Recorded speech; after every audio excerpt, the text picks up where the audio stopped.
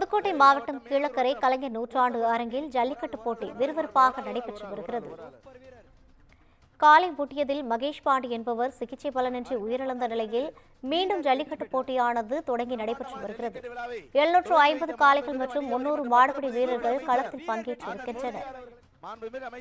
வாடிவாசலிலிருந்து சீறி வரும் காளைகளை அடக்கி பரிசுகளை மாடுபிடி வீரர்கள் அள்ளி செல்கின்றனர்.